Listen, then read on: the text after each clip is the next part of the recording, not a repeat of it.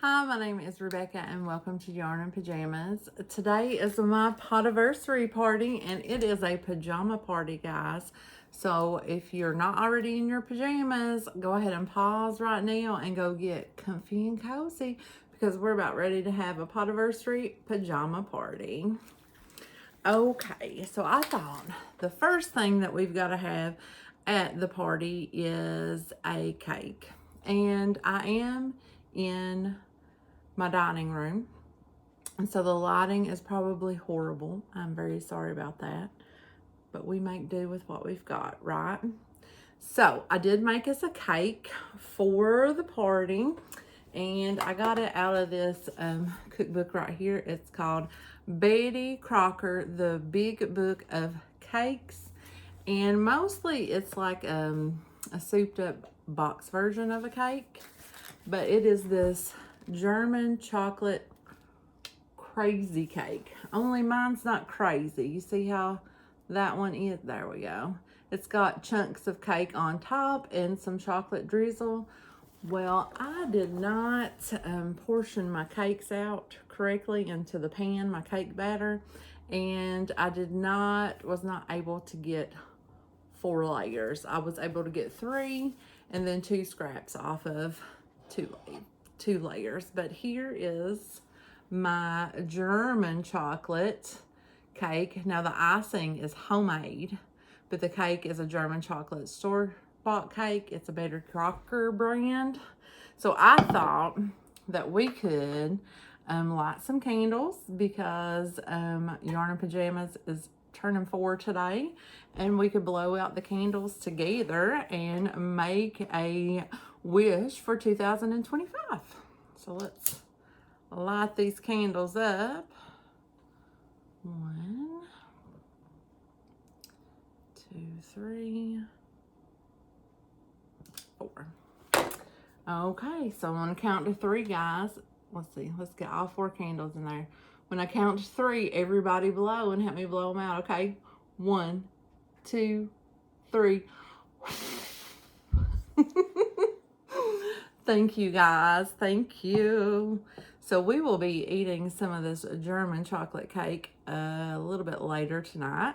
Today is also New Year's Eve. So if you're not watching this on New Year's Eve, it is also New Year's Eve. So my Podiversary is December the 31st, and I'm turning 4 today. Yes, well, Yarn and Pajamas is. So there is the cake portion of our party. Let me set that over to the side so I don't knock it off. And this is the cake book that I got it out of. I'm sure if you Googled it, it was probably on our website. Okay, dokie. I feel like I just took a BC powder, so I'm not going to take that one. Okay, so for my Podiversary party, I thought that I would do some question and answers. So like I put the call out when I invited you guys to the party and left the floor open if anybody wanted to ask any questions. And I thought about while we were doing that I would crochet on a little something. So down here in just an old random paper bag, I have something that I just started working on. So I found some yarn the other day as I was going through some stuff out in the garage, some boxes. I found this chunky Bernat blanket yarn, and I found 9 skeins of this. So I'm like, I wonder what I can make with this, because I donated all of my Bernat blanket yarn when I moved. Well, I gave it to my sister, and she gave it to a person that she knew. So sort of like donating it, was just passing it on. And I thought, well, maybe I could get like a throw blanket out of it. And if I got close and not all the way there, then I would just buy some more and continue on that way.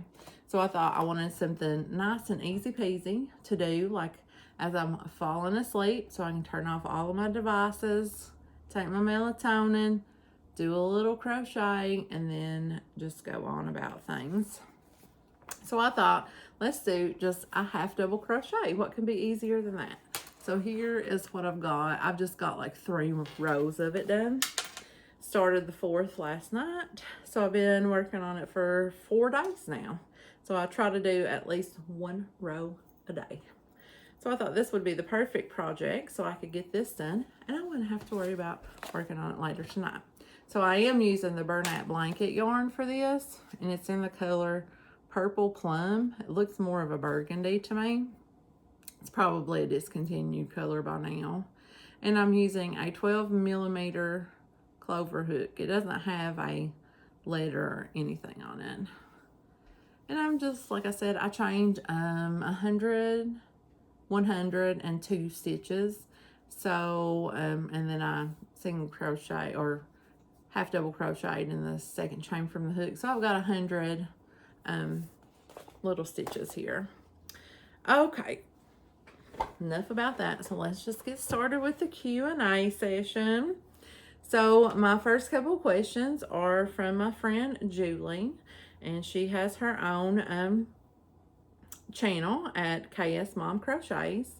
And the first question is, what's one project you have always wanted to make but haven't? Oh, that's a good question. That is a good question. Something that I've never made that I've always wanted to make. I have never made like a wearable, like for myself. And I would really like to make one, like a shawl or a shrug or something like that kind of thing, like that fits your body. So like who was it that was made? I think it was Angelia at Crocheting House Mouse. She made these like shrugs, and like she put the sides together. That just looked so comfy and cozy to me. And so I thought that that would be, you know, like something fun for me to do. And I've never made like a sweater or something like that. And I've always wanted to, because I mean, what better way to show off your art than to wear it places and have people ask like, oh my gosh, where did you get that? Or, oh my gosh, that's so cool. And you could be like, oh, I made it. You know, it's me. It's by me. I'm wearing me. But yes, I would like to make myself like a sweater or like a shrug sweater or something like that. Okay, number 2. What is a project you have made that you are most proud of? Okay, I'm going to have to say the one that I'm the most proud of out of everything that I have ever made is my advent calendar that I made. I'll pop in a picture of it here. This is hung up this Christmas. Yes, I had a doozy of a time with this one. I remember when I first seen it, when it first released on Yarnspirations, I thought that it was the most beautiful thing that I had ever seen in my whole entire life. And I just wanted it real bad. So I was bound and determined to make it. And I had to have the exact colors, because that's usually what draws me to a project, because I'm not good at color matching. So when I see things that appeal to my color sense, that is when I want the project. I mean, it could be like something just so random and boring that the project is, but it's the colors that make it for me. So I seen those colors and I thought, how cute is that? I just want it so bad. And then I started making it. First of all, I had to use Canron and Simply Soft yarn, which is not the easiest for me to work with. And then I had to make this canvas out of single crochets, which is not the most pleasant to work with either. And then I had to rip it out when I got all the way to the end and finished, because I had dropped stitches along the way. So I put a lot of heart and soul into this project, and when it was finished and it was completely together, and I even put a fabric back on it so that it would just be so glorious and lay flat against the wall, which it still does not, because I'm not a great sewer. But with all of its issues, at the end of the day, it is still like the prettiest thing that I have ever made in my eyes, and I just love it so good. Okay, number 3 is, how did you end up moving to Indiana from Kentucky? Ooh. Okie dokie. So, many moons ago, specifically about 13 of those moons, well, 13 years, I don't know how many moons that is. I worked in Kentucky. I lived with my dad in Smith Branch, Holler in Malley, Kentucky.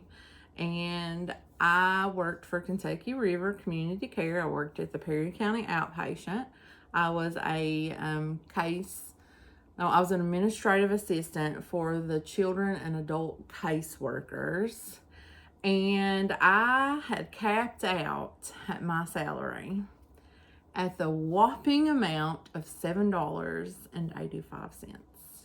And this was one of the best jobs that you could get in Eastern Kentucky without having a certificate of something like nursing or like welding or something like that. So I was unable to live on my own, which I probably wouldn't have wanted to anyways, because 1, I'm a scaredy pants, and 2, I just like living with somebody, but it can't just be anybody. We'll talk more about that in a little bit. But yes, so there I was, stuck in a job that was not going to pay me any more money. But you know, I was sailing along. I mean, I didn't have a whole lot of bills. I lived with my dad. He footed, you know, most of the big bills or whatever.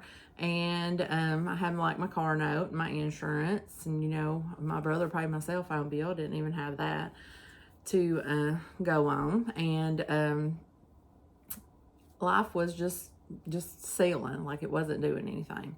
Well, that year that I moved up here, Kentucky River started to restructure itself, because we were part of the Kentucky retirement system, which is like what all the state employees pay into. Kentucky River was part of that, and they wanted to not be part of that because it would save them money.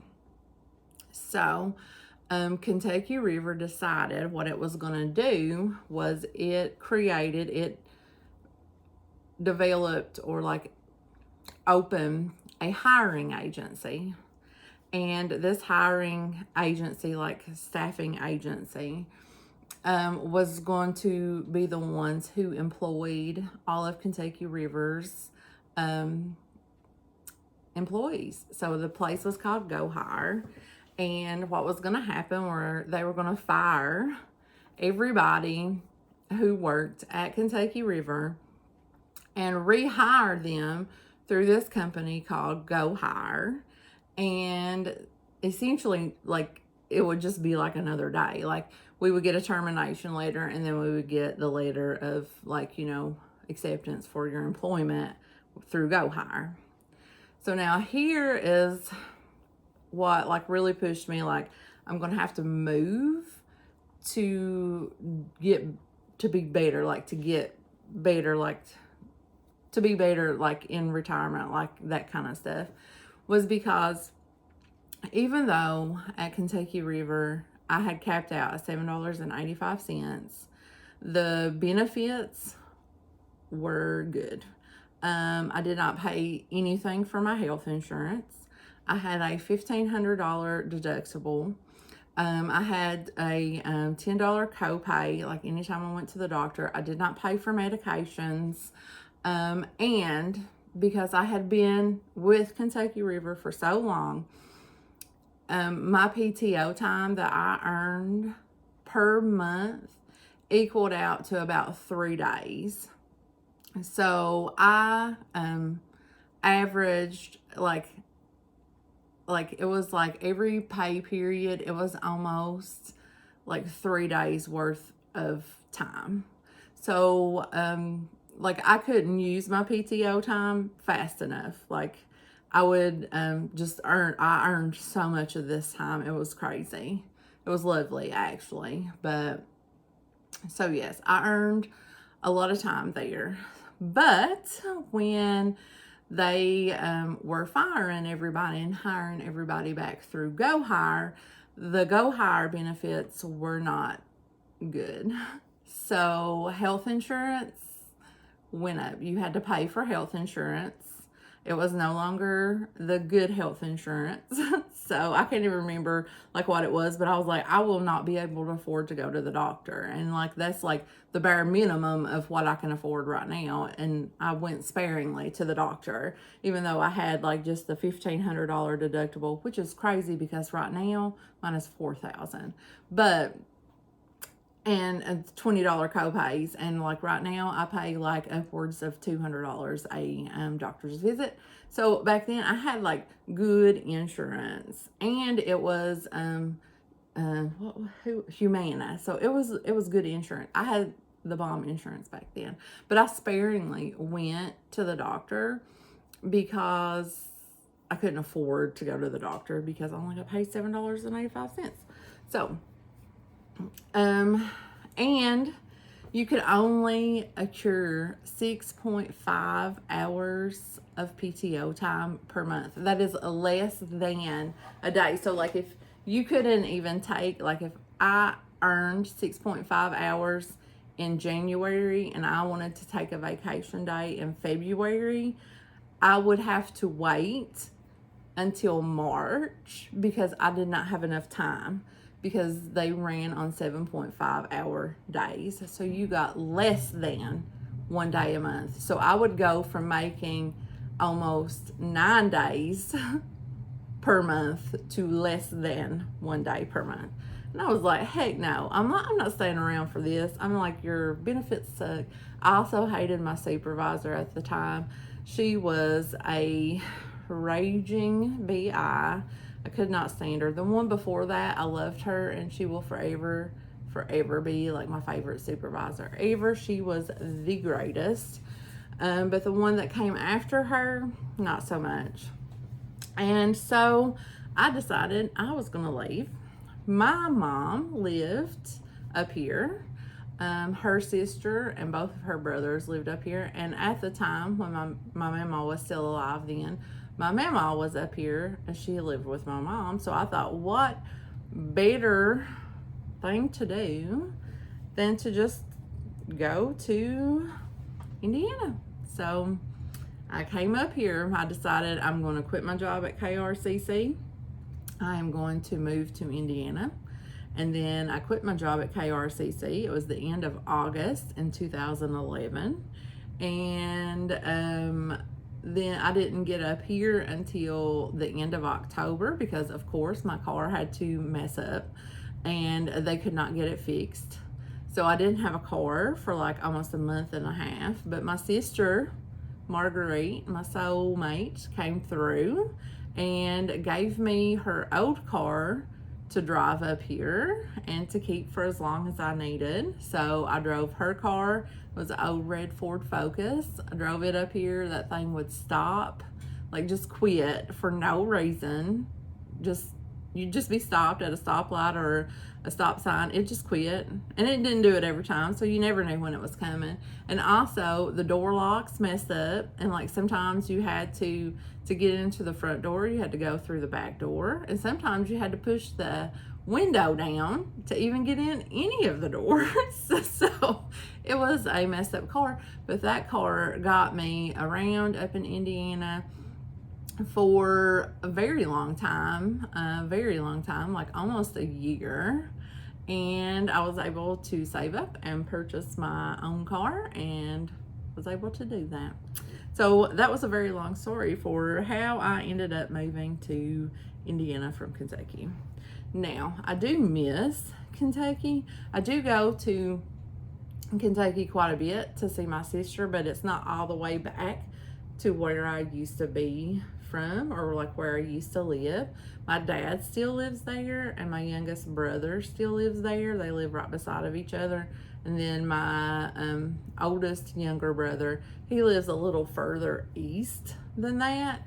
So I don't get back much to spend a lot of time with him. I do need to plan a trip to go back because it's been like 2 years since I went all the way back. And then Julie's last question here is, what was your dream job growing up? Okay, so when I was a younger person, I wanted to be a pediatrician. I have no clue because had never had an affinity for children. But I had it in my head that that was the best job that you could ever have, and that's where I would need to be. And so when I kind of grew up a little bit, like when I was in like elementary school, going into high school, I wanted to be a pharmacist. I thought it was like a cool job. I knew that they probably made like a lot of money. And I believe it was my junior year in high school when I realized that a lot of math was involved in pharmacy related fields, and I was like, this brain ain't made for numbers. But one thing that did interest me was psychology and the way that people did the things that they did and why they done the things that they done. And so I thought, well, let's just go into psychology. So that's what I done in my college years that I did not end up finishing.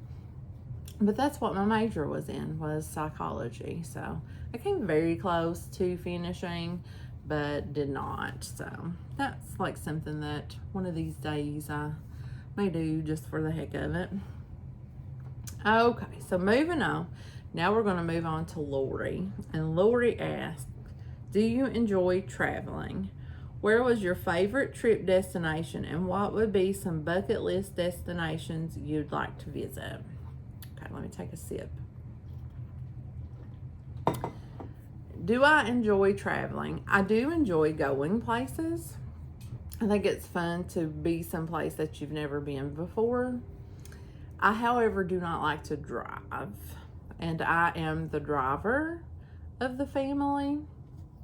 So I don't enjoy that, but I do like going places, and I think I would enjoy traveling more if there wasn't so many idiots also traveling on the road with me. But my favorite trip destination, well, I've not really been a whole lot of places. I have been to Arkansas, Washington, D.C. I've been to Myrtle Beach a couple of times. I have been, obviously I've been to Indiana and Kentucky. I've been to Florida. I've been to Daytona. I've been to Clearwater, Florida. I've been to Orange Beach in Alabama. Been to Tennessee, like Pigeon Forge, Gatlinburg. I'm gonna say the funnest place that I've traveled. I mean, I've had fun at all of the places I've traveled, but I'm gonna say the most, the prettiest place that I've been to, I would have to say would be Tennessee. The Smokies would definitely be the prettiest place, but the most that feeling that you get when you, I don't know, when you're getting close to the beach, in Myrtle Beach, by the smell in the air, when you're getting close to the ocean, and you're still so far away from it, but that smell that you get when you roll the windows down or you stop at a gas station, you're like, oh my gosh, I'm almost to the ocean. It's it instills a feeling inside of you. I kind of like that, getting that feeling. So I really like going to Myrtle Beach, even though I feel that it is so crowded because it's a family destination, and then there's tons of kids, and I don't want to say I don't like kids, but I get annoyed very easy by crying babies and just a lot of ruckus going on around me. And what do kids bring? They bring ruckus, and they're just being kids. I mean, they're not doing anything wrong. But it's when you go to these hotels, it's you can't even go to the, say to the hot tub, because it's full of kids. Where are your parents? They don't even know. The parents just leave your kids. It was crazy last time we went to Myrtle Beach and actually stayed in Myrtle Beach. But like I would like to go to the ocean, but stay in like an adult, like like no kid destination type place and just enjoy the beach, because I do like just sitting on the beach and like reading and stuff like that. But bucket list destinations, oh my gosh, I have so many places that I would like to go. Like in the United States, I would love to go to see the Grand Canyon. I've always wanted to see it. I would also, and you know, this is crazy because I lived in Kentucky, but I've always wanted to go and see Cumberland Falls. I've never been, and I would like to go see Cumberland Falls, and I would like to do it like when you could see the moonbow. So that would be fun. I would also like to see Niagara Falls. Me and my sister, we are going to go to the Niagara Falls. And we're going to also go to Lizzie Borden's house. That's going to be like super fun because we're going to get so scared. It's going to be so much fun. But yes, and then overseas, I would love to go to Ireland because I need to visit a haunted castle. It's just a must. And I wouldn't mind to go to Scotland, go to the Highlands. That would be a lot of fun. And pretty, you know, very, very pretty.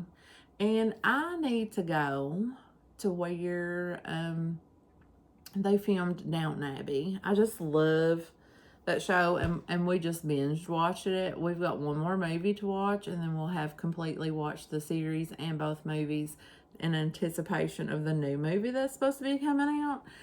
So I would definitely love to go stay at that house. I can't remember what it's called, but it's not really called Downton Abbey. But it is, the show is, you know, obviously filmed there. But I would love to go see that. That would be a lot of fun. Okay, so from Lucretia, she asks, how did you come up with the names for your dogs? Okay, so we'll start with old Trixie, since she's the one that I currently have who is still alive. And she came to us with that name, so that one's pretty easy.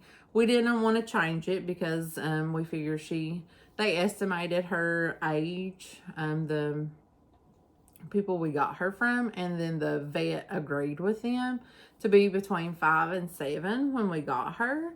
So, we figured, you know, for 5 to 7 years, she's been called Trixie. So, I mean, pretty much that's her name now. So, we just stayed with that. So, and the Beatles, he was actually named something I can't even remember now. My dad always called him Dutch because when I got him, I still lived in Kentucky. I lived at my dad's house. And originally, he was supposed to be my dad's dog. So I got him from my youngest sister. She had 2 Yorkies, Grendel and Maggie. Grendel was the boy, Maggie was the mom. And they had their last litter. Biddles was the runt of the litter. And my sister had saved him back and was going to give him to my dad, knowing that I would end up with him. So, I mean, it was all planned out before.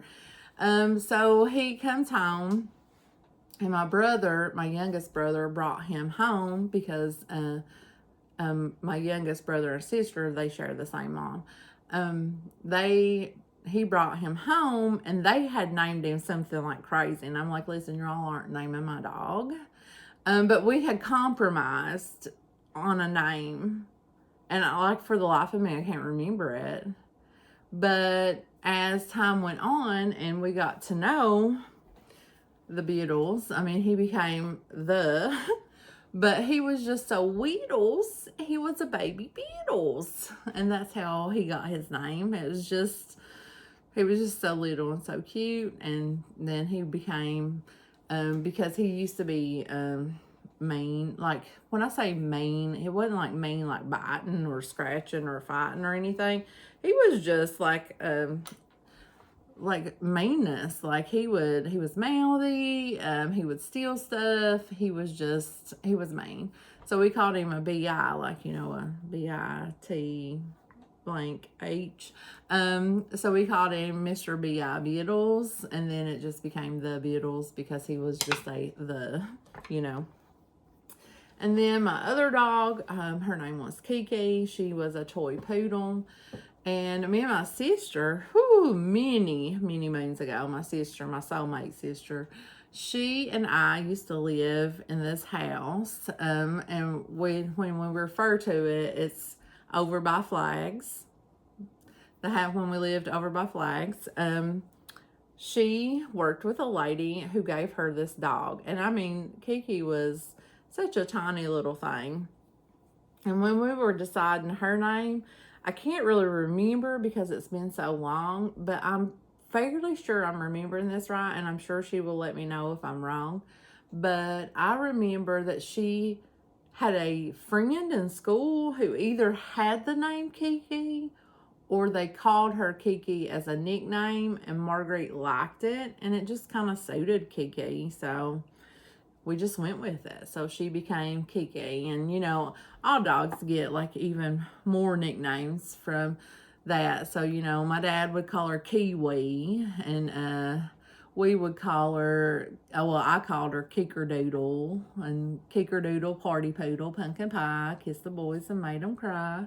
So, you know, everybody always had their like nicknames. Like the Beatles, I'd always sing the Lowrider song to him because he was a lowrider, you know. Trixie, I'll call her Trixie Girl and Trixie Lou, and sometimes I'll say Trixie Doodle, but then I'll be like, oh, that's not your name, that was Kiki's name. So, but it's mostly Trixie Girl with her. She's my little Trixie Girl. She's my little fat Billy. So that's how I came up with the names for my dogs. Okay, so from Grandma Sugar, she asks, are you married? The answer is no. I like to tell my sister and brother-in-law that that if we lived in the olden days, I would he would have to take care of me because I'd be the spinster sister. And I would just be living in their basement, and he would have to pay for everything for me and just take care of me because that's how they done it in the old days.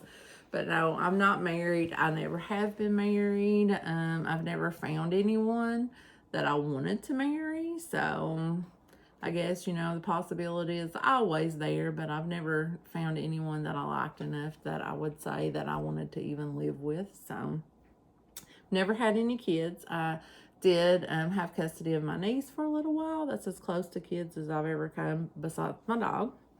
And Grandma Sugar also asked, why did you move from the train house? Yes, why did I move from the train house? Okay, so I moved from, and it's literally 10 minutes away. So we moved from Kimmel, Indiana to Ligonier, Indiana. So I live just a little more north of where I used to live. And when we lived in Kimmel at the train house, we were literally on the tracks. So, you know, there's that. It was a 2-story, 3-bedroom, 2-bathroom house. And it was a lot to maintain.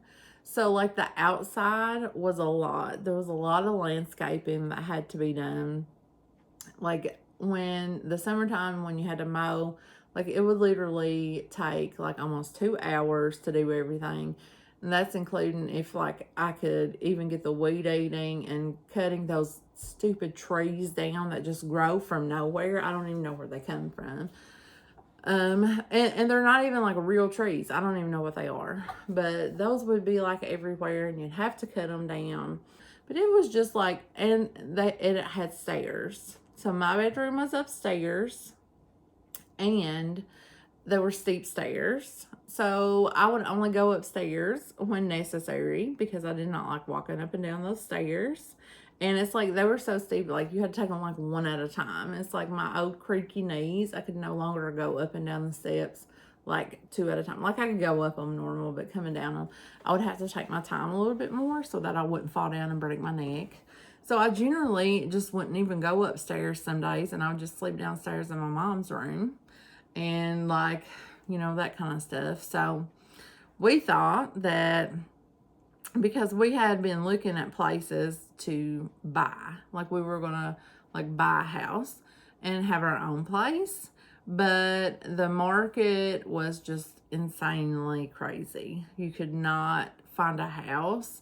Like there was a house that I swear we looked at that I know no less than 3 murders took place in that house. I'm telling you right now, I'm telling you, and I feel like at that point in time that they had somebody locked up in the basement while we were there. I feel it. I mean, when you have the whole basement door blocked off with a bunch of stuff so that we can't go down in there, then I feel like that you're holding somebody hostage down there. So, and they wanted, it was like $200,000. This house was like falling down, like basically, like it was like tilted sideways. It was crazy. Like, so it was like we couldn't find a place to buy. And it's like we got to the point where we were just tired. So then we were like, well, let's just, move to where my aunt lived. So we got ourselves put on a waiting list. And it took a whole 2 years for us to get over here. And let me tell you, it's been heaven. Like I lay in my bed more now than I think I have in the past 5 years. Because I can just walk down the hallway and go to my bed. It's been nice. I won't lie about it. But mainly it was just because the house was a lot for us to upkeep. The house did sell, and it sold to, the street up from us, there was a church, and the pastor at that church bought it. So they're fixing up the house, and it's going to be like their house. So, yeah. Okay, so I've got a question from Mom with a Phone 5365. She asks, what is your occupation? And then also Crochet with Nana Rosanna says, what do you do for your day job? So it's about like the same question. So I work for the state of Indiana, and I'm a caseworker for them. And many moons ago when I first moved up here, I've never had any other job than with the state since I moved up here. So when I came up here, I moved up here in 2011, and I did not really start looking for a job until probably about the beginning of 2012. So probably about in January. I think I'd put in a couple of applications like in 2011, like maybe like in November, but I wasn't very serious because, towards the end of the year, people just don't hire as much. So I knew that. So I was just kind of, and I knew I'm slow by nature. So I knew I was not going to do good in a factory. And I had been a secretary for so long. I thought, let's just get in, see if I can't get some kind of office job, So, that's what mainly I was looking for. And I thought, shoot, I'm going to have to start getting a job at McDonald's until I can find me something that I can do. And somehow I ended up on the state's website, and I ended up applying for this job, and I got it. It was for an administrative secretary. And they picked me. And I was like, wow. I wasn't expecting to get it because like the other ladies that were interviewing with me for the administrative secretary job, like they had like all this like extreme experience. Plus they were from Indiana. So I was like, the state of Indiana is not going to hire some old hillbilly or whatever, but they did. And I started out as an administrative secretary. I worked as the secretary for, what was it, like 11 and some years? Because I've been there, this year will make 13 years. And I've been in my current job as a caseworker for a little over a year. So November made me a year for that. So I got a whole year in with that. And I can tell you that I'm a lot busier as a caseworker than I was as a secretary. Like as a secretary, like I think that I knew my job so well that like I had it like down to a science kind of. But with this job, it's like all that goes out the window. So I'm not going to complain because, it keeps you on your toes. Your day goes by fast. Like today was super busy, and I'm like, today is a day before a holiday. It should be a slow day, but it was not a slow day. I was busy the whole entire day, and I made a big goof up at the end of the day, and I'm like, I don't even know where I made the goof up, so I get to spend my day on Thursday trying to figure out where I goofed up at. So there's that. Arlise asks, you used to make so many cute gnomes. Do you plan to make them again? Yes, Arlise, I do. I have missed making my gnomes. I remember the first gnome that I ever seen was, and I know her name has changed, but it was by Pam Pino, and it was a lemon gnome. And I thought that that was the cutest thing that I had ever seen in my whole life, and I wanted it for myself. And that was the very first gnome pattern that I bought. I bought 3, and it was one of them. And I have yet to make it. Never made it. And it was the first. It was what made me fall in love with the gnomes. And I have yet to make it. And I don't know why. So I think that I need to get back into the swing of things. And I think I need to make that lemon gnome. What do y'all think? Should I make that lemon gnome? I want it real bad. I think I'm going to make it. Okay, Judy from Michigan asks, how many brothers and sisters do you have? So all together, I have 2 brothers and 2 sisters. 1 brother and 1 sister would, I guess, be considered a half brother and a half sister. But we were just never raised to say the half part. We just say brother and sister. But there are, 3 of us from my mom, and then 2 of them from another mom. We all have the same dad. I am the oldest of the crew. I was the firstborn. Then came my brother Justin. He's the one who lives in a little bit further east than my dad. And then came my soulmate, Marguerite, who is the one who lives in Mount Sterling. So she came next. And then came my brother and then sister. So I won't say their names because I don't know if they would want me to, but I know Margaret's been on my videos, so it's okay to say her name. I'm sure that my brother Justin wouldn't mind either. And he's going to be so jealous about this cake, guys, because he loves a German chocolate cake. I'm going to have to take a picture and rub his nose into it later. But yeah, so there's 5 of us. We all grew up around each other, and, me and my, I would say me and Justin and Marguerite are the closest of all of us. I talk to Marguerite daily. We're in a good routine now. I call her every morning and give her wake-up call at between 7:20 and 7:25 because I'm never on time when I leave the house in the morning time. So, yes, I give her wake-up call every morning, and it's disgusting that we have to work and we are not winning the lottery, or our mom is not winning the lottery for us. So, yes. And the last question that I have is, and it's a good one too.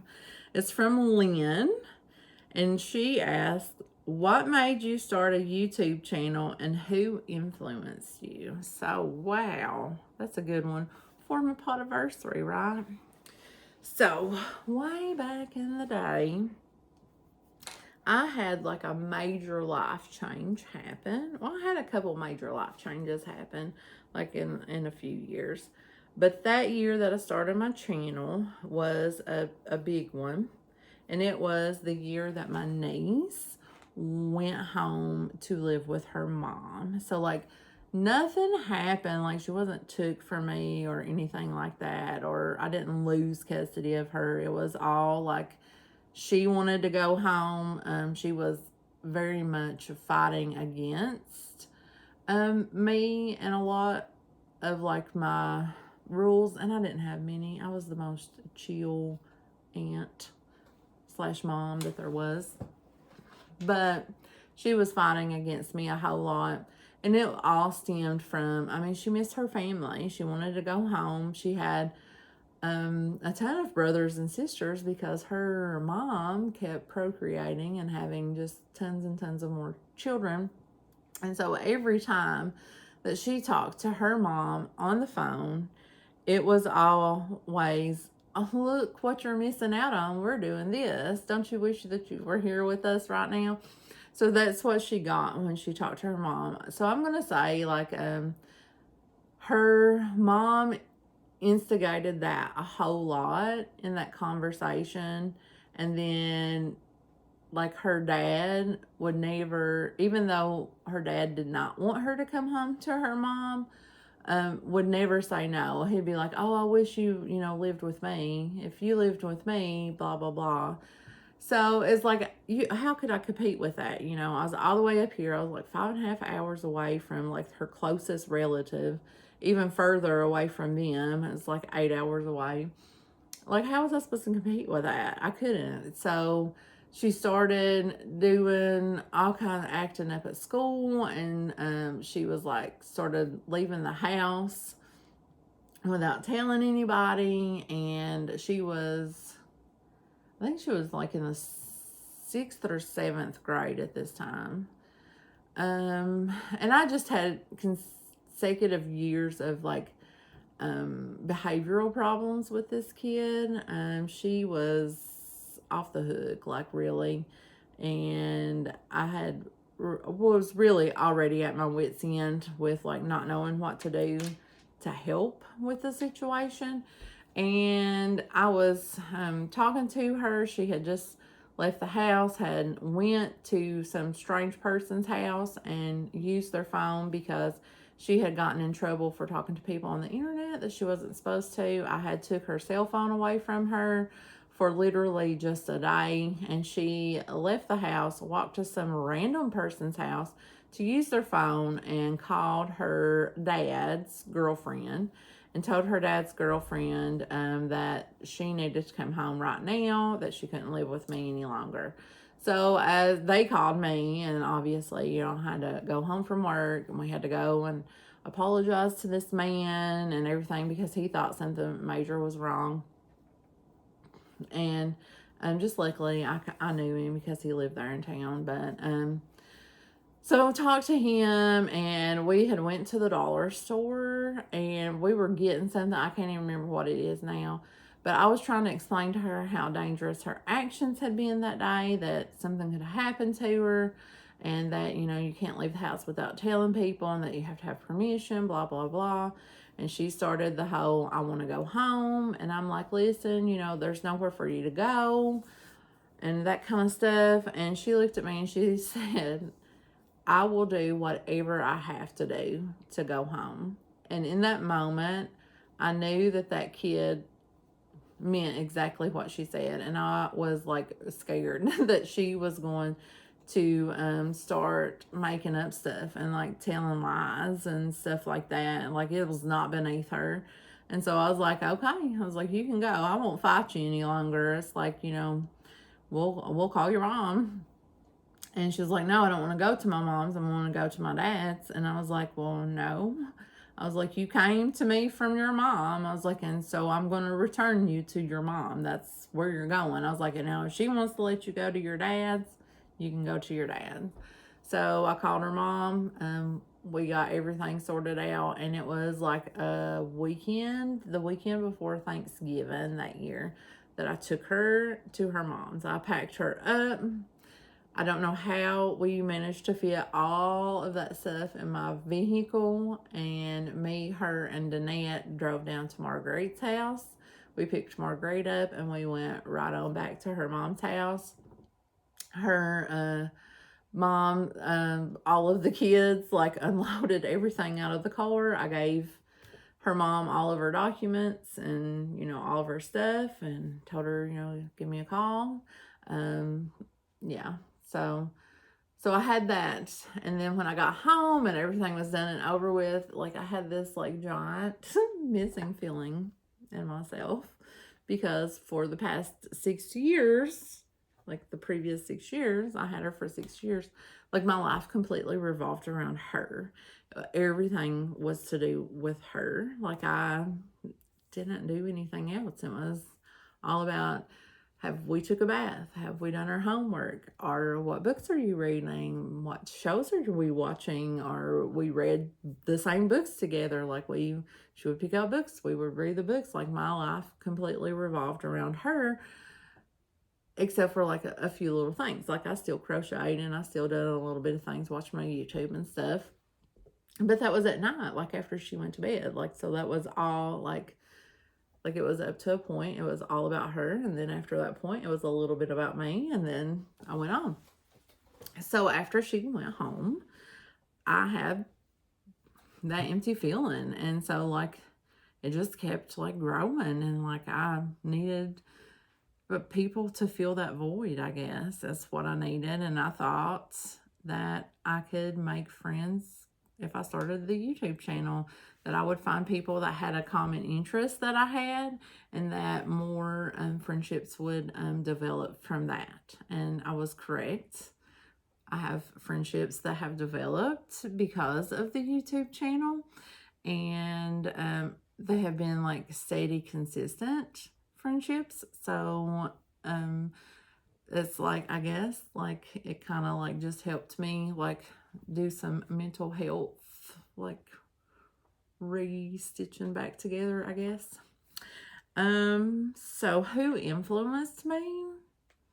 I'm gonna say like the two biggest influences that I had were Terry at Yarn Joy Podcast and Ella at No Catchy Name. They were my favorite YouTubers at the time. I have a lot of favorites now. But like I said, I didn't really have tons of time then and previous, because like I said, all of my time revolves around my niece.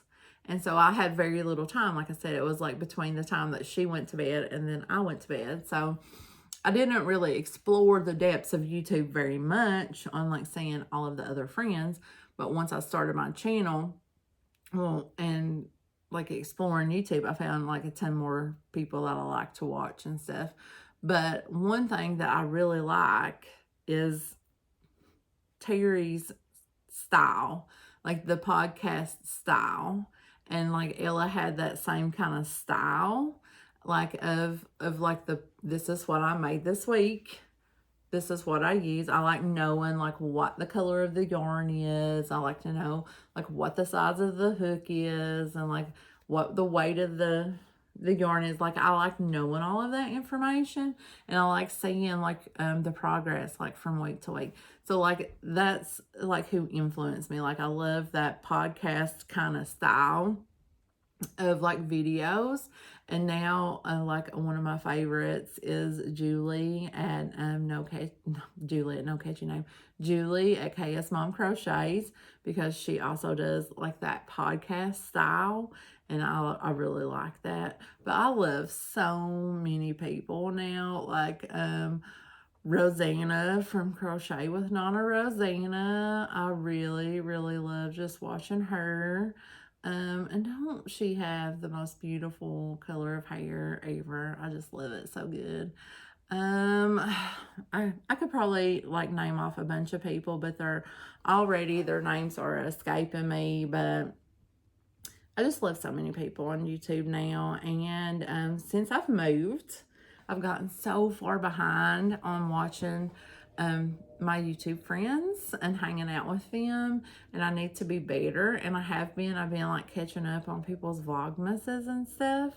So I'm currently almost finished and caught up with Rosanna at Crochet with Nana Rosanna. I'm caught up with Terry at Yarn Joy Podcast, and I need to start on Ella's and No Catchy Name. I seen her.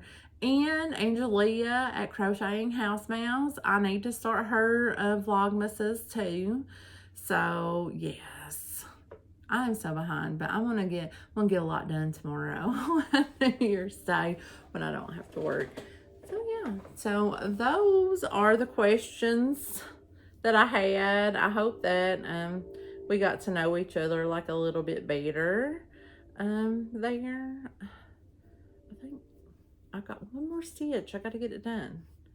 Look, I finished my whole row. It only took me like what, an hour to get it done. But what did you guys like that or not? I don't know. I hope you did. I hope you really, really, really did, because that was a lot of fun for me. Let's turn the page here. Okay, so now I thought that we could kind of talk about like crochet plans for 2025. I don't want to call them goals, because for real, the goals just set me up for failure. Like, I'm not going to achieve those goals. I have the best of intentions, but sometimes, you know, best laid plans, right? But one of my determinations, that's what we'll call them. We won't call them goals. We will call them determinations, because I want to be determined to finish these. But I want to finish my sunny blanket. You hear, we still haven't took down the clock for Christmas. But I want to finish my sunny blanket, because I would like to enter that blanket into the fair. And I believe that this year will be the last year that I actively make items to enter into the fair. Now, if the fair rolls around and I have items on hand that I've made that will fit into those categories, I will enter, but I'm not going to put pressure on myself to make items. But I want to at least try for one more time to see if I can get that purple ribbon. I would really like it. If I don't get it, that's fine. I'm still going to go with the plan of, you know, if I have the items, then great. If I don't, that's okay too. So I know for sure that I have a wreath to enter. I have a wall hanging to enter, because I have the bee wall hanging. I just need to put the bees onto it. And I have a backing to put on it. I need to do that. And then I would love to have the sunny blanket. And I would love to make a few more things. Maybe go out with a bang this year. I'm not going to put any pressure on myself though. But I really want to enter that sunny blanket into the fair. So I've got from here to July to get it finished. And just a segue in, because I want to go back to doing Finish It Fridays. I really liked Finish It Fridays. And I know this is like a more of a goal for my channel, but I like doing Finish It Fridays because it gives you like a little mini like thing to explore during the week. It doesn't have to be anything like all encompassing, and you don't even have to get it finished in that week. You just have to work on it within that week, because your Finish It Friday can move from week to week. So the reason I said that is because the last time I done a Finish It Friday, I drew out squares for the sunny blanket. So I would like to bring Finish It Friday back, because I feel like Finish It Friday kept me on track. But I may work on that sunny blanket alongside, like along with Finish It Fridays, because there's more things in Finish It Friday. So I also want to enter into a like a craft bazaar this year. I had planned on doing it 2024, but we moved, and that threw a big wrench in my crochet plans. So I'm going to move it to 2025. It is called the Sleigh Bells Craft Bazaar, I think is what it's called. It is at either the middle school or the high school here. I'm not sure which school, because they're all in a big clump. So it is in a school, but I would really like to participate in that just to see what it's like. Now, I have done a couple of sales, I think before, like craft shows, before I got onto YouTube. Me and Danette used to do them. I was set up at a farmer's market for a whole summer, but and then we done a bunch of craft shows. And I won't say that I did poorly. Like there were some that, we didn't even make our table feedback, but there were some that, you came out pretty good. So, I would like to do that one. So I am probably going to make a lot of Christmas related items this year, throughout the year. So get ready for that. You guys like my number 4 I painted back there? Went to Hobby Lobby to find me a number 4 to set in my yarn cake. I don't know if you guys ever noticed that or not, but I'll always have like a little painted number that sets into a little yarn cake that I made.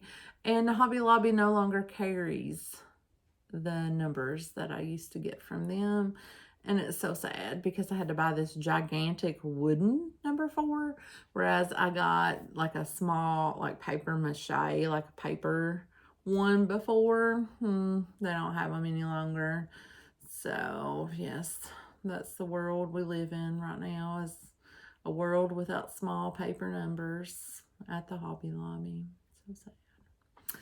But yes, I digress. I saw it and I thought, oh, that's so pretty.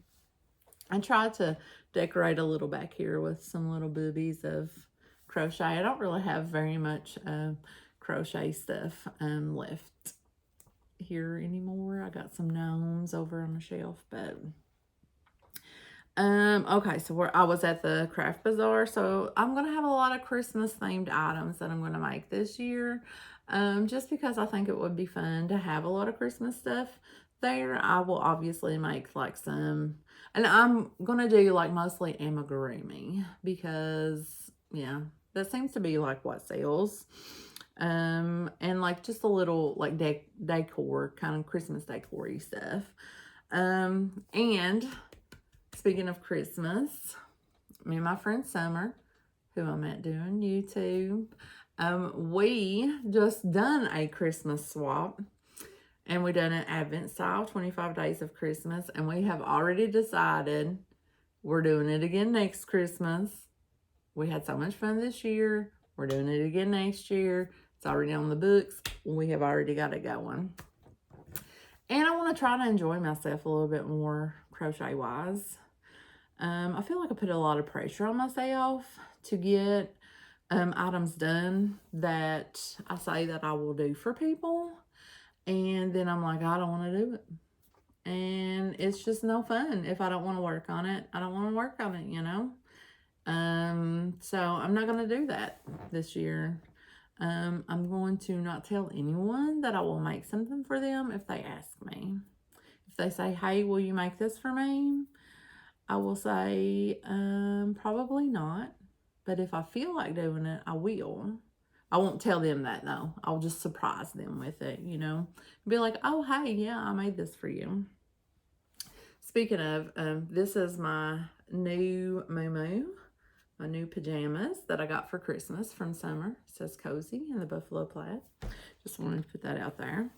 But to channel goals, like I won't say goals, but determinations. I want to be more present on my channel. I've kind of fallen off a little bit because, I've been a little bit discombobulated with the move and stuff. We're still not fully moved in. Like we still have stuff that we haven't unpacked. I don't know how long it generally takes a person to move in somewhere, but it's really taken us a long time to get all settled in kind of deal. But I want to be more present. I want to do more podcasts. That means I want to do more crocheting, because the reason I can't do a podcast is because I've not been crocheting. So I want to do more podcasts. I want to do some more crocheting. And does anybody want Hooked on Murder to come back? Because I kind of do. I kind of miss researching the murders. And I just love telling the story of the murder. So I want to bring Hooked on Murder back. I missed it. I haven't even been watching true crime. Can you guys believe it? I've been binge watching Downton Abbey, and we found us a new show. It's called The Goldbergs, so we're probably going to be binging that one as well. But yes, Hooked on Murder needs to come back. And like I said, Finish It Friday. I really enjoy Finish It Friday. I really like drawing that out of the hat and showing you guys and then working on it. So I'm really enjoying that. I just kind of fell off like I do about everything. Another thing that I would like to do is to participate in another like vlog month. Like, you know how like they got like the vlog and Halloween one. I think that that would be fun to do. Like do a Halloween themed one. Or maybe like because I know like a lot of people do the Halloween one. And I seen another one of my favorite people to hang out with is Neva at Manic Mama Musings. And she she's like, why stop at Halloween? Let's keep the spooky going, you know. She does it like into November. So I thought, wouldn't it be fun like to maybe like, you know, people do Christmas in July, like do Halloween in September or something like that. What do y'all think? Is that like a crazy idea? That way you're not bombarded with like having so many people to do the spooky with. So what's the month? September, October. So like September, like, so like we could pre-game October, you know, we could pre-game Halloween, like get in the spooky a little bit sooner, maybe. Or what do y'all think? Do it like in September, or do you think no, it needs to be in October kind of thing? Or maybe we could do like 13 days of Halloween or 13 spooky days in September or something. Spooky September. I don't know. What do you guys think? You let me know, because you guys will be hanging out with me. You let me know how you want to hang out with me. But I thought it would be fun to do like another one. And that would be fun. Let's turn the page. The word for me this year is called organization. That is my word in my home life and my work life. I have been, since I've moved to being the caseworker from the secretary, like I was super on point as the secretary. I was like organized to the hilt. Like I could tell you right now, I couldn't tell you nothing. Listen, I couldn't tell you nothing. I'm so unorganized. I'm time management. Where you at, time? I don't know, because I don't have it. Don't have it at all. But I have been actively trying to become more organized and have better time management.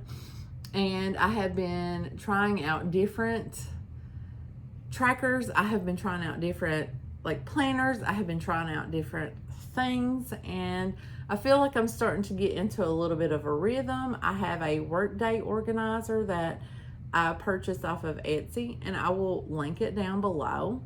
But one of the files, I modified it because you get like a PDF, you get a fillable PDF, and then you also get an Excel version. The Excel version, you can modify the cells. So I modified the headings to pertain to what I needed them to pertain to. So instead of saying meetings, it says face-to-face or something like that.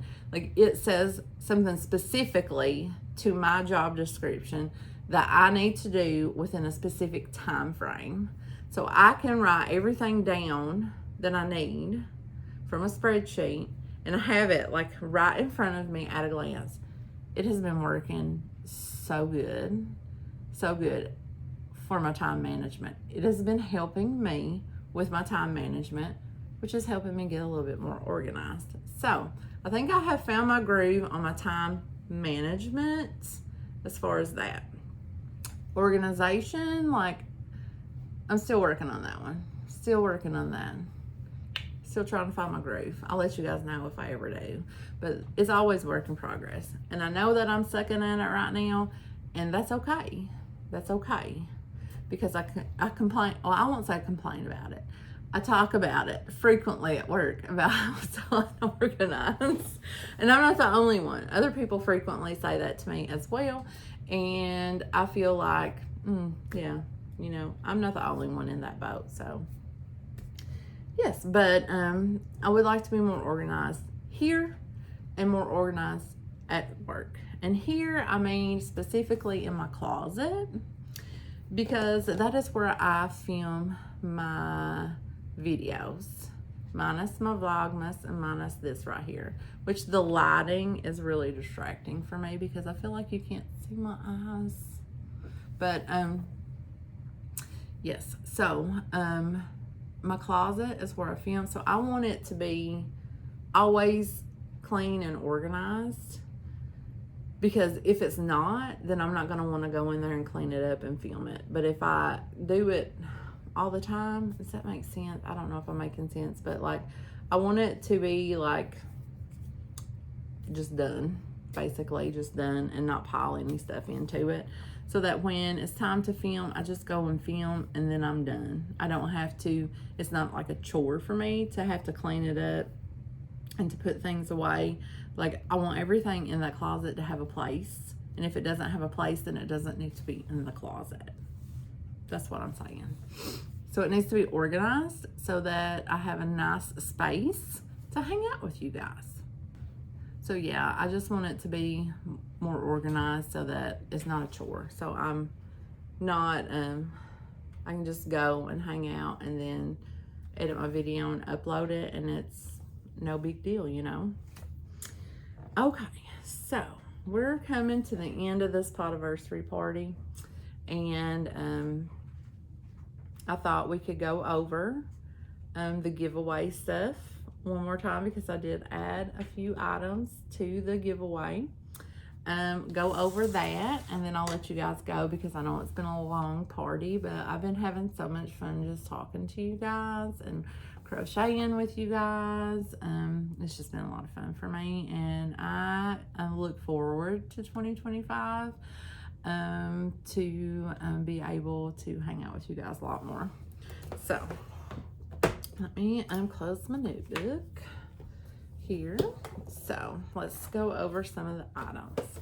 So some of the things that I did find were some more project bags.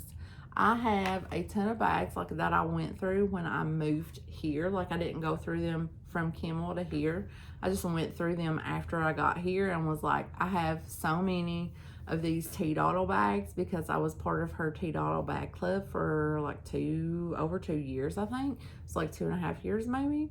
So I have a ton of her little bags, and they never get used because I generally have my favorite ones that I use over and over again. And I'm like, they're too pretty to be just in a drawer, so I'm going to float them out to my friends. So be forewarned, there will be some impromptu giveaways this coming year as well.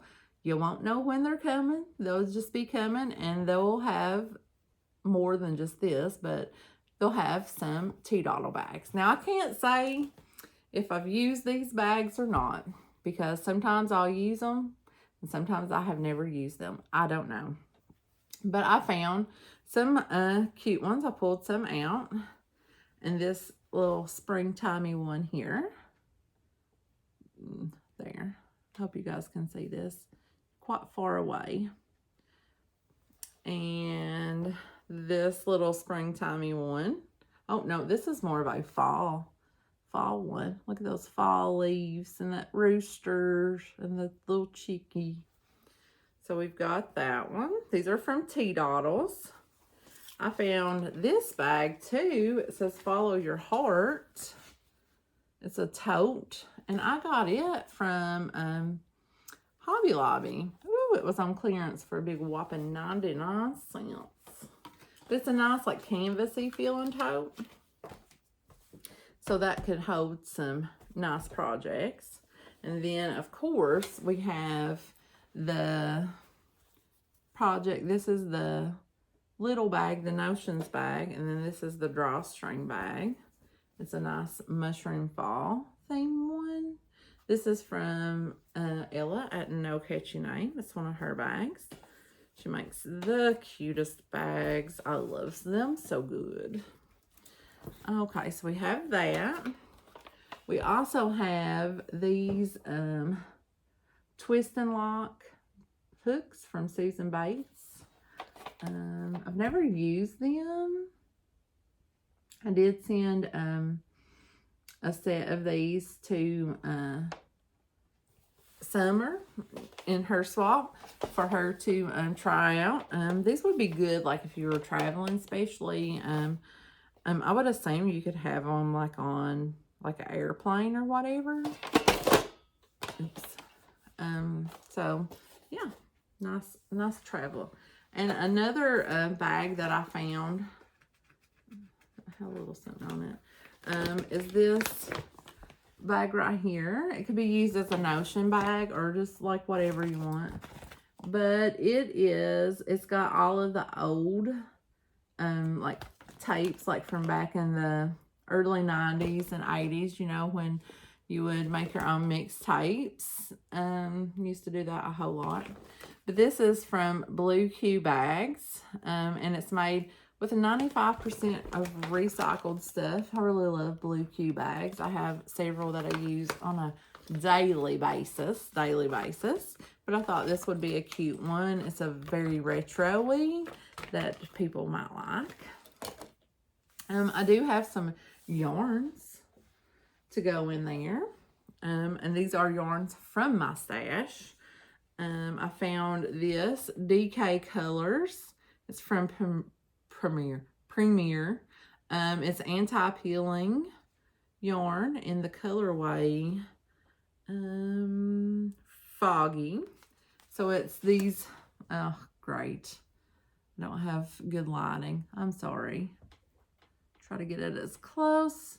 It's got like a light blue, it's got like a gray, a cream, like a darker gray. It's very pretty. So I found 2 cakes of this. I do believe that my niece, way back in the day, back when I had her, she had picked this out, and she had wanted me to make her a like poncho, I think, with it, but never got around to it. So I have that. And then I found some fun yarns that I thought would be fun for somebody to incorporate into their daily life. But we've got this furry yarn here. It is a durable furry. And anemone, I don't know how to say that word. But it's very pretty. It's very soft. Another fun yarn, it's got confetti stuck to it, is this durable teddy. And it's in this very light, like cotton candy blue. And it is called Sky. It's very soft. It has, I won't be able to, I'll try to get them out, guys. It's got some confetti in it. How in the world I spilled confetti in it, I don't know. But there's confetti in it. And then the other one is a durable. It's called Forest. The color is just 4015. But it's a pretty thin yarn. But it was like really pretty. I thought it would be fun to work something up with. So I found those. Let's see. Oh, we have the teas. Very tea heavy here. So we've got the Forever Nuts. I hate the lighting in here. From David's Tea. It's in a tin. Forever Nuts. We have a salted caramel oolong. These are great for the winter season. S'mores chai. We have Tahitian vanilla and vanilla bean black. Now these are all loose teas. So to measure your teas out, you have a nice teaspoon. At David's Tea, this is called the perfect teaspoon. 1 to 2 scoops is what you need. Now to steep and brew your tea, I have 2 options here. We have the option that just sets down on top of your cup. You pour your tea in, you pour your water, it steeps in your cup, you lift it out, you toss your little tea things. And then the other one is here in this box, and it is a like tea steeper, and you pour, it's like a pitcher. I'll put a picture of it in here. I don't want to get it out again, but it's like a pitcher, and you put your tea leaves down in, you put your water, and it all just co-mingles in there, and then you set your your little tea pitcher on top of your cup, and then the water pours out and it leaves your tea leaves on the inside. Pretty cool little device. It I suggest doing the salted caramel oolong in it because the oolong unfurls like really big and it's really pretty. We also have some hot chocolate mix from Starbucks brand. We have some candy canes. I found this at the store the other day. It is some Kit Kats in a little candy cane. Oh, we have the Grinch Who Stole Kisses. It's a big Hershey's Kiss. Plus a little bag of Grinch Kisses. Little chocolate kisses. We have some butter cookies. The lighting. This go great with your tea. You know what else will go great with this tea and hot chocolate? Some Christmas tree cakes from Little Debbie. Everybody loves these cakes.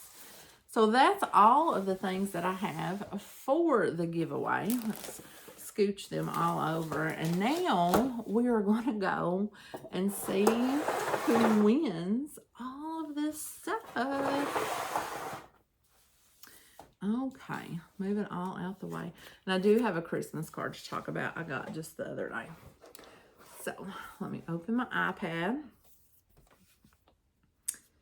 Okay.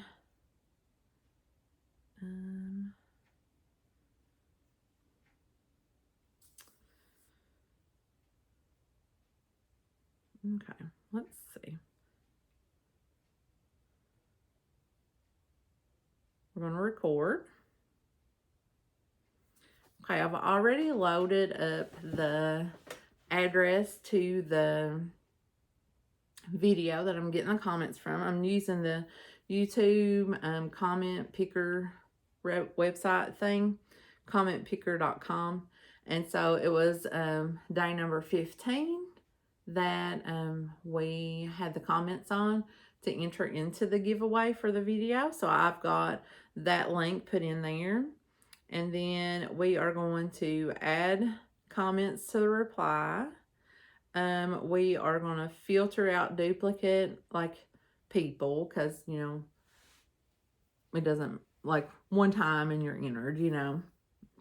We're not going to add any extra entries, and we're not going to filter by any words or hashtags or anything like that. Let's see.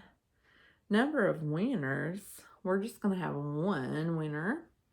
I don't know what that show random names and duration is 3 seconds. I'm going to assume that's like what's going to pop up onto the screen maybe. I don't know. But we need to solve 7 plus 3. Let's hope I don't embarrass myself with these numbers here. But I do believe it would be 10. And then we are going to hit start. No, please enter the YouTube link first. I did. Okay, so maybe I had to do that.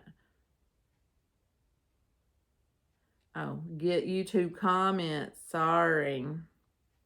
We got the comments. We got 34 unique comments. Awesome sauce. So let's hit start. Arlise, looks like you are the winner. And Arlise says, congrats on your Podiversary. I think I have followed you almost that long. Jane from Scraptastic Yarns recommended you then, I believe. Loved the, let's see what she had to say. Let's see. Loved the kitty story. Glad you didn't make me cry tonight. LOL. Such nice gifts from Summer and such generous gifts from your YouTube anniversary. Thanks. Well, congratulations, Arlise. That is true. We have been friends for quite some time now. I do believe we have. So I am so happy for you. Just email me at my email down below and just make sure that I have your correct address, and I will get this out in the mail to you. I'm going to try to have everything boxed up and done, so that as soon as I get your address, I will stop by on my way home from work and get it mailed out for you. So congratulations, Arlise. I'm so happy for you. So, okay. I hope you guys had fun tonight at my Podiversary party. I am planning on trying to plan a better party for next year because I will be turning, well, I won't be, but my YouTube channel will be turning 5. And I think I would like to have like a really nice party. Wouldn't it be great, like, if we could all just meet up somewhere at like a hotel and just have a nice crochet party all night long? It would be fun for New Year's. But that's living in a world that has so much like comings and goings, like you'd have to figure out so many logistics, and I'm just not good with that stuff. So I was thinking like maybe having like a live next year and having like the party be interactive, kind of. I'm going to work on like the logistics of that. But if I can't come up with anything, then I may just have to have another pajama party like this and just have you guys hang out with me for a little bit as I'm crocheting and just talking to you guys. Okay, well guys, I think this party is going to come to an end. I have had so much fun hanging out with you guys. Thank you so much for coming and being part of my YouTube channel over these 4 years. Like I said, I've made so many great friendships these 4 years. I look forward to many more years to come. You guys make it interesting and you make it fun. And that's what matters, is that we are all having fun. And as long as we're having fun, that's all that matters, right? As long as it brings happiness and joy to us, that's what matters. And you guys bring happiness and joy to me. So I want to thank you guys for being part of this journey with me. I hope that you guys got to know me a little bit better tonight with the Q&A session. It was a lot of fun, and congratulations again, Arlise, on winning my Podiversary giveaway here. And I will definitely let you guys know how this cake tastes, because I think it's going to taste amazing. Okay, guys, I will see you guys next year in 2025. I hope you have a wonderful and safe new year, and I will talk to you in the next video. Bye.